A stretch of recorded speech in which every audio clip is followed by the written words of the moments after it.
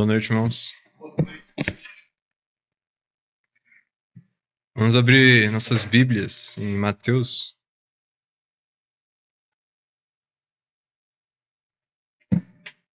Mateus capítulo 5.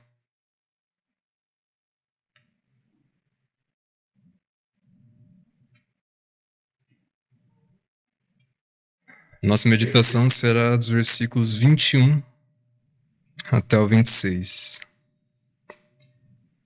Diz assim: Ouviste que foi dito aos antigos, não matarás, mas qualquer que matar será réu de juízo. Eu, porém, vos digo que qualquer que sem motivo se encolerizar contra seu irmão será réu de juízo. E qualquer que disser a seu irmão raca será réu do sinédrio. E qualquer que lhe disser louco será réu do fogo do inferno.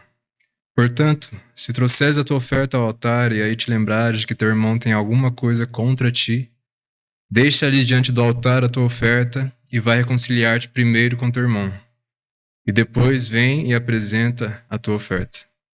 Reconcilia-te depressa com teu adversário enquanto estás no caminho com ele, para que não aconteça que o adversário te entregue ao juiz e o juiz te entregue ao oficial e te lance na prisão. Em verdade te digo que de maneira nenhuma sairás dali enquanto não pagares o último centavo.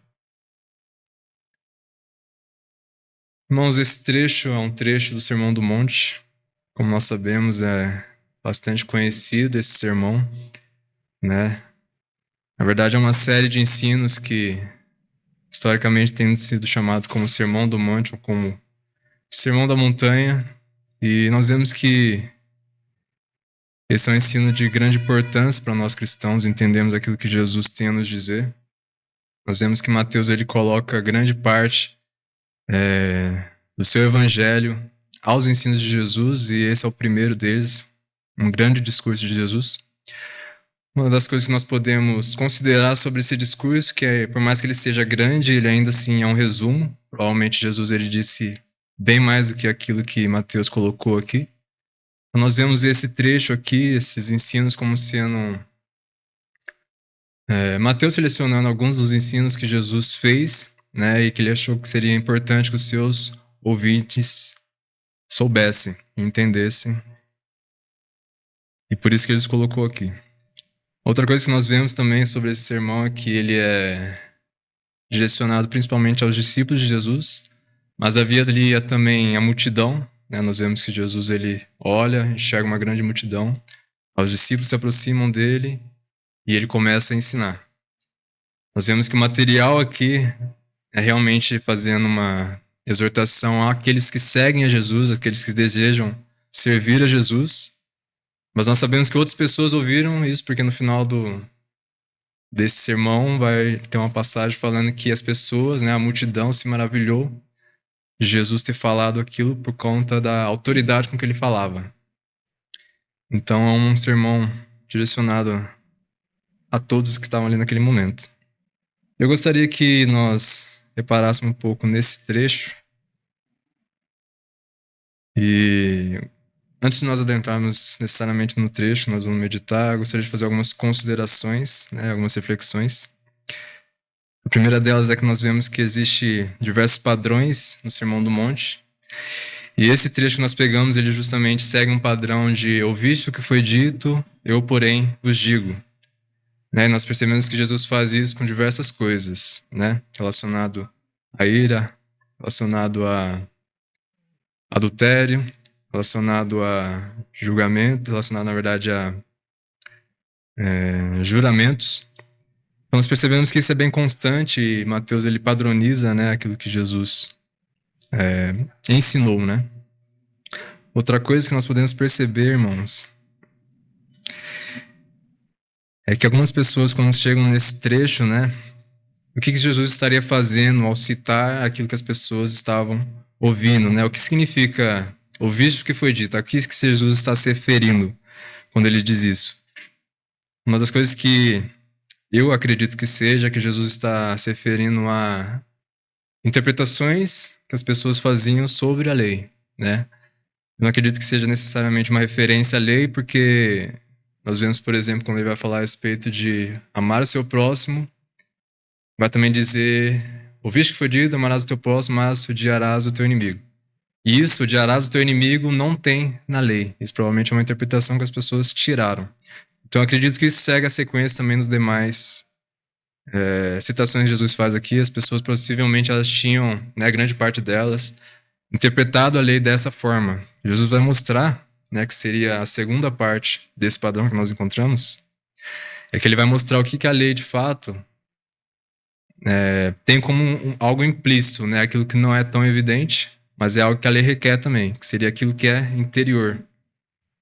E depois de fazer isso, essa consideração sobre o que a lei de fato diz, ele vai e mostra um ensinamento, que seria um ensinamento mostrando como nós lidamos com esse pecado, como nós lidamos com essas situações.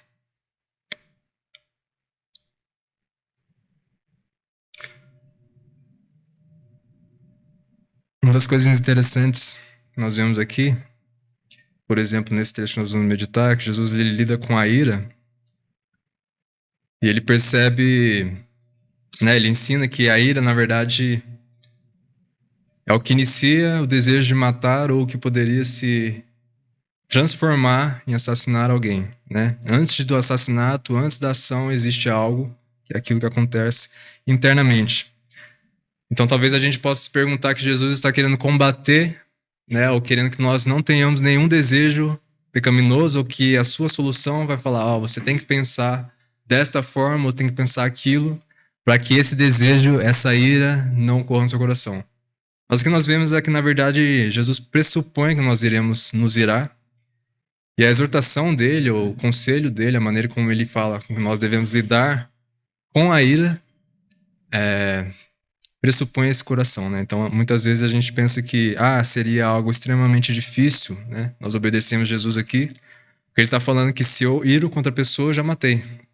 E, de fato, a gente já peca isso. Mas a grande questão aqui, a proposta de Jesus, na verdade, é dar uma solução, uma saída para quando você se irar, você seguir esse conselho que ele irá mostrar aqui, que nós vamos meditar, e eu espero que fique mais claro. Primeira parte do versículo 21. Ouviste que foi dito aos antigos, não matarás, mas qualquer que matar será réu de juízo. Então aqui nós vemos Jesus se referindo à interpretação comum da lei, né? E quando nós vemos Jesus falando sobre não matar, que está na lei, é evidente que isso não se refere a qualquer tipo de morte, até porque a lei, ela presumia que uma penalidade possível seria a morte. Nós vemos também que a lei, né, no Antigo Testamento, ela também permitia que uma pessoa pudesse matar uma pessoa por autodefesa, né? Nós vemos passagem que fala que se alguém invade sua casa, não dá nenhum sinal de identificação, você poderia muito bem se defender matando essa pessoa.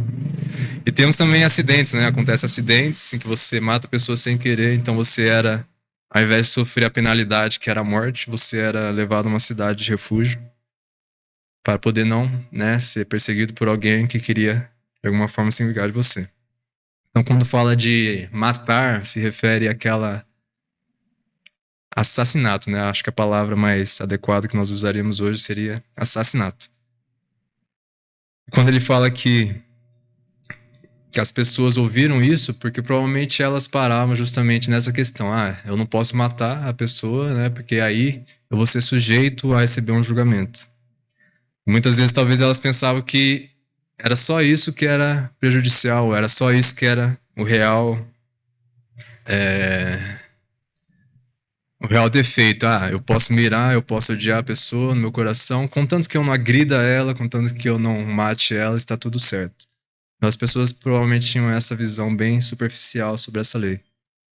Mas no versículo 22, Jesus vai dizer assim: Eu, porém, vos digo que qualquer que sem motivo se encolerizar contra seu irmão será réu de juízo. E qualquer que disser a seu irmão raca, será réu do sinédrio. E qualquer que lhe disser louco, será réu do fogo do inferno. Então, o que Jesus ele nos mostra aqui? A primeira coisa que ele nos mostra é que nós devemos olhar para o interior. Ele diz, né, que se você se encolerizar contra alguém, você já será réu de juízo.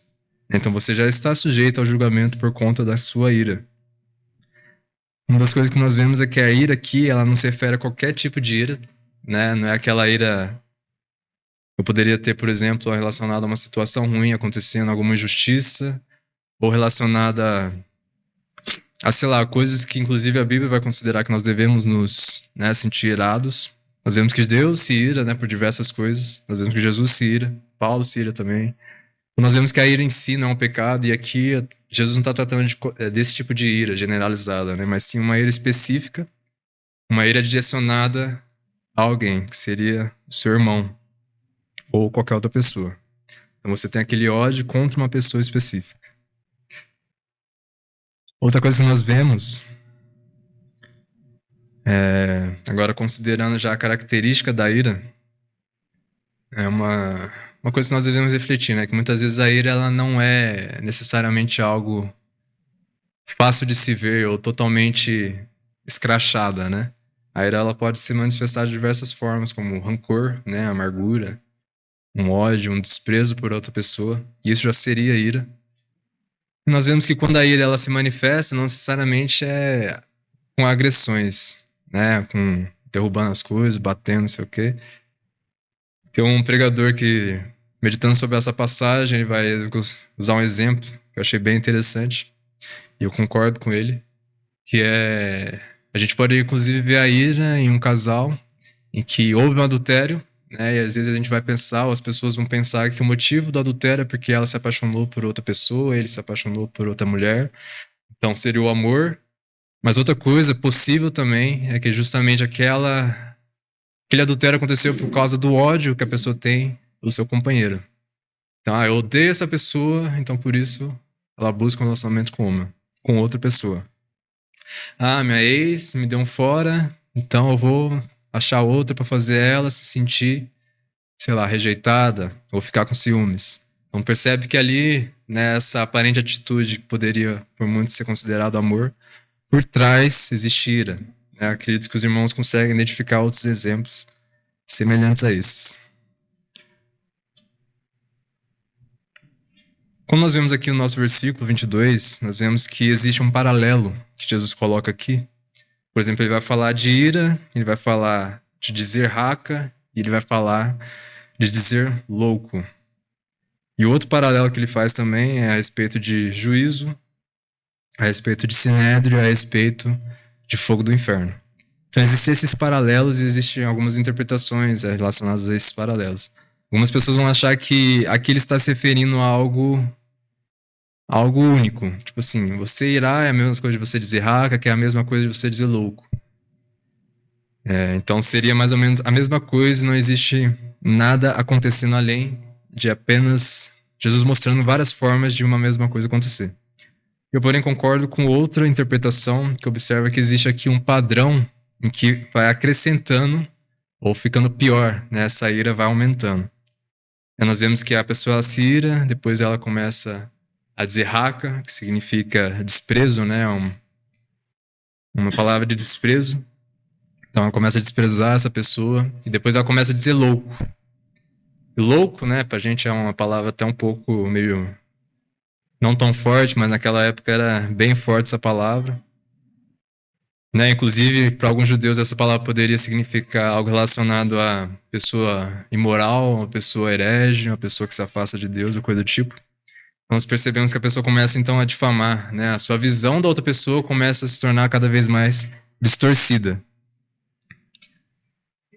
Outra coisa que nós vemos também é que vai aumentando a questão da penalidade. Né? A primeira pessoa ela é sujeita ao julgamento, depois ela começa a ser sujeita ao sinédrio, né, a reunião de outras pessoas, e depois ela começa a ser sujeita a ir para o inferno. Então existe também uma graduação na penalidade que ocorre a essa pessoa, né? E algo que deixa muito mais claro para mim essa questão de graduação é porque quando Jesus vai falar da solução, ele vai falar de a gente agir de maneira rápida, agir depressa, justamente porque existe algo acontecendo ali no interior que, se não for o mais rápido possível apaziguado, se não for solucionado, vai ficando cada vez pior. Versículo 23 diz assim: Portanto, se trouxeres a tua oferta ao altar, e aí te lembrares de que teu irmão tem alguma coisa contra ti, deixa ali diante do altar a tua oferta e vai reconciliar-te primeiro com teu irmão. Depois vem e apresenta a tua oferta. Concilia-te depressa com teu adversário enquanto estás no caminho com ele, para que não aconteça que o adversário te entregue ao juiz, e o juiz te entregue ao oficial e te lance na prisão. Em verdade eu te digo que de maneira nenhuma sairás dali, enquanto não pagares o último centavo. Então o que Jesus ele faz aqui? Ele mostra dois exemplos e ele começa a mostrar qual seria a solução, né? Quando a gente se encontra, né, se depara com a ira. E o interessante aqui, irmãos, notar é que quando Jesus vai falar da ira aqui, ele está falando não da nossa ira, mas da ira que a gente percebe em outra pessoa, né? Dizemos que a gente pega contra alguma pessoa, a pessoa se ira e se torna o nosso adversário, se torna de alguma forma o nosso problema, digamos assim. Então aqui Jesus, né, ao invés de focar apenas em nós, né, com a sua demonstração do que seria de fato o problema, que é aquilo que é interior, ele nos mostra, ó, atenta para o seu coração, observe que o seu coração ele vai por esse caminho aqui. A ira começa assim, depois ela vai começar no desprezo, depois vai começar a desfigurar a pessoa. E você entendendo esse padrão, Jesus fala para você começar a olhar para o próximo e presumir que isso também acontece com a pessoa. Então, na solução do problema de relacionamento entre as pessoas, você deve presumir isso e buscar a reconciliação. O primeiro exemplo de Jesus aqui, ele coloca, né, um cenário em que existe uma pessoa indo, né, prestar a sua oferta, e aí ela se lembra de que existe alguém contra, né, alguém que pecou contra ela, que está na verdade, alguém que está com raiva dela ou alguma coisa do tipo, né, o irmão tem alguma coisa contra ela. E qual que é a ordem de Jesus? É deixar ali a sua oferta e primeiro ir reconciliar com essa pessoa. Né? Então nós podemos ver isso como sendo algo urgente, né? Demonstra a urgência que Jesus quer que a gente lide com esse assunto. Né? Para aquela época, né, prestar uma oferta de sacrifício era algo extremamente relevante no culto a Deus. Então isso demonstra que Jesus, né, prefere que a gente faça aquilo que é mais urgente, que seria lidar com o nosso irmão, antes de fazer a nossa prestação de culto, né, prestar o nosso culto a Deus. Isso mostra o quê? Que muitas vezes as pessoas, né, se a gente for parar para refletir o que na verdade acontece nas nossas vidas, que a gente tende a postergar certas coisas ou simplesmente deixar de lado, né? Por exemplo, ao invés de buscar reconciliação, a gente prefere parar um pouco, refletir, dizer que a gente vai focar mais no nosso relacionamento com Deus por um tempo, para depois se adequar, ter um espírito de mansidão para chegar e conversar com a pessoa. Ou a gente diz que vai começar a orar mais, né, e vai refletir um pouco sobre o que poderia, ou como poderia ser essa conversa, e começa a colocar diversas coisas que a gente considera serem coisas espirituais, né? Mas o que Jesus está ensinando aqui, ou mostrando aqui, é que isso não deveria ser feito. Você deveria resolver o problema o mais rápido possível. Inclusive antes de começar a colocar, né, e colocar um monte de coisas espirituais para fazer antes de resolver o problema. Outra coisa que se faz é simplesmente deixar quieto e... o problema é dele, se ele tem algo contra mim, tudo bem, eu não tenho nada contra ele, fica por isso mesmo. Mas Jesus está mostrando que isso não vai ajudar, né? Não vai ajudar a lidar com o problema, com a situação. No outro exemplo que Jesus dá, ele vai falar sobre a questão de duas pessoas estarem indo, né? E uma pessoa ser o seu adversário, está levando você ao tribunal, e depois ela levar você ao tribunal, você vai ser preso, vai ser julgado e tal. Vai receber as consequências últimas daquilo lá. E a proposta de Jesus é o quê? Novamente, depressa, né? Reconciliar depressa com essa pessoa, enquanto você está ainda com ela, no caminho com ela. Porque senão você vai receber as últimas consequências disso. Então Jesus, ele mostra basicamente que a maneira de se lidar com a ira é resolvendo ela o mais rápido possível através do diálogo com a pessoa, né? Procurar a pessoa que você considera que está contra você de alguma maneira, de algum sentido. Uma das coisas que nós percebemos é que isso, né, irá ajudar a pessoa, irá livrar ela desse desejo dela de pecaminoso, né, que é a ira no coração dela, e vai livrar você também, né, de consequências maiores, como nós podemos ver aqui. Então, irmãos, o que nós concluímos aqui, com Jesus ensinando aqui sobre essa questão da ira, sobre a morte, é que existe uma solução, né? A proposta dele é que nós sigamos essa solução. É lidar depressa, fazer as coisas e não fugir dessas coisas ou tentar contornar a situação de outras maneiras. Vamos para algumas aplicações que nós podemos perceber nesse texto. A primeira delas é que Jesus, ele, não só aqui nessa passagem, mas em todo o sermão, ele vai falar sobre a questão de nós devemos ser diferentes dos escribas e fariseus, é justamente porque nós devemos olhar aquilo que é interior. Nós vemos que os escribas e fariseus estavam muito preocupados com o exterior. Inclusive, mais pra frente ele vai falar das pessoas que fazem as coisas, né? Dão esmolas e fazem coisas boas na frente das pessoas porque o objetivo delas era ser glorificados pelas pessoas. Então Jesus vai falar, olha seu coração quando você estiver fazendo coisa boa e faça pensando em Deus, para Deus. Então é isso que nós vemos aqui também quando Jesus vai falar que nós devemos olhar para aquilo que é interno, reconhecer como funciona a nossa carne, como funciona a nossa mente, o porquê que a gente faz determinadas coisas, o porquê que a nossa ira, ao invés de passar com o tempo, ela só aumenta. Né? As pessoas às vezes acreditam que a ira ela vai acabar com o tempo. O tempo cura todas as coisas, o tempo sara todas as coisas. Mas não é isso que Jesus está ensinando aqui, né, irmãos? Nós vemos que a ira, né, ou a morte, são dois extremos, né? A gente pensa, a morte está aqui, a ira está aqui. Isso é o mais importante. Isso aqui é de fato muito ruim. Mas a gente não se preocupa com aquilo que é pequenininho, que na verdade é o que tem potencial de chegar nesse final da linha aqui. Então, se a gente não cortar, não solucionar o problema, coisas piores vão acontecer. Outra coisa que nós podemos considerar também é que Jesus ele nos mostra a maneira de lidar. É explícito aqui a maneira de nós lidar com isso. E aqui vem a autoridade de Jesus sobre aqueles que desejam o seguir. Né? Se você tem essa proposta de ouvir aquilo que ele tem a dizer, de tornar ele seu rei, seu Deus, você tem que entender que certas coisas funcionam de determinada maneira, principalmente relacionado ao reino dele. Então, como as coisas aqui na igreja deveriam acontecer, né? Ou como problemas na igreja deveriam ser solucionados. Se existe problema de ira, existe problema de rancor, existe divergências, não deve ser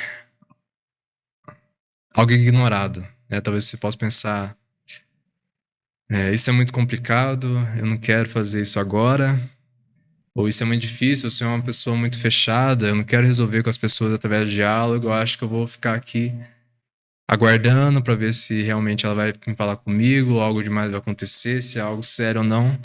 Nós vemos que a gente tende a postergar o máximo possível, ou nós podemos também fazer aquilo que é simplesmente ignorar, principalmente relacionado a outras pessoas. Não vou importar, não sei se ele tem ou não.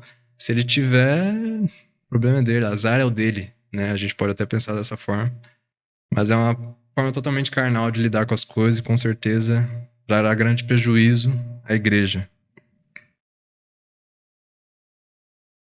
Outra coisa que também eu gostaria de ressaltar aqui é sobre quem deveria procurar, né? Nós vemos uma situação em que duas pessoas estão brigadas.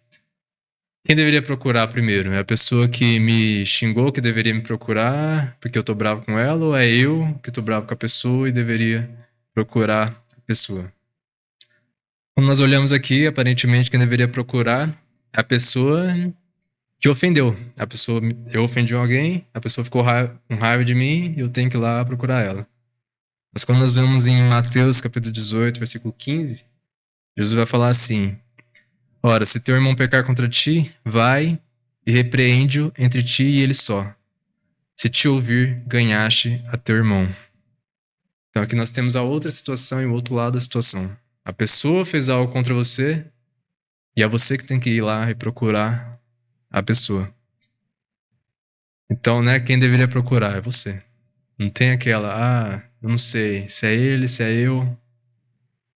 A questão é que Jesus sempre fala que a gente deveria tomar essa atitude. Seja a gente está com raiva e vê isso crescendo em nós, ou seja, vendo isso que a pessoa está com raiva de nós e isso tem crescido nela.